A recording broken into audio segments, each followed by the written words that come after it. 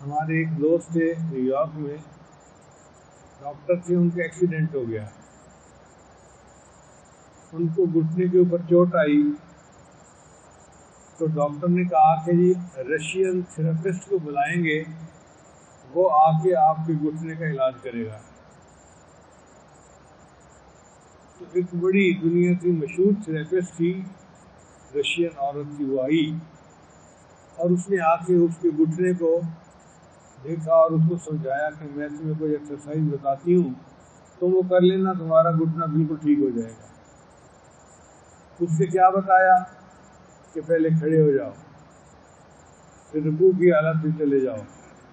اور پھر سجدے کی حالت میں چلے جاؤ، پھر اٹھ کے بیٹھ جاؤ، اور کہنے لگی کہ اگر تم دن میں 3 مرتبہ یہ ایکسرسائز کر لو تو تمہارے جوڑ خراب نہیں ہوں گے۔ اس نے کہا میں تو 5 مرتبہ یہ کرتا ہوں، اور آپ تو ایک دفعہ کہہ رہی ہیں، میں تو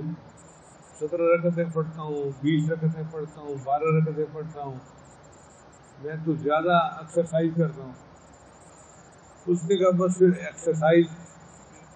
اس کی وجہ اب ایکسیڈنٹ ہے، ایکسیڈنٹ کے بعد تم ٹھیک ہو گئے تو ساری زندگی تمہارے جوڑوں کو کچھ نہیں ہو سکتا۔ ہمارا یہ تجربہ ہے کہ جو لوگ یہ ایکسرسائز کرتے رہتے ہیں ان کے جوڑ 100 سال تک بھی ٹھیک رہتے ہیں۔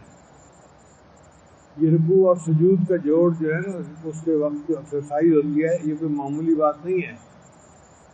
100 سال اللہ زندگی دے تو بندے کے جوڑ 100 سال تک بھی ٹھیک رہتے ہیں اس ایکسرسائز کی وجہ سے۔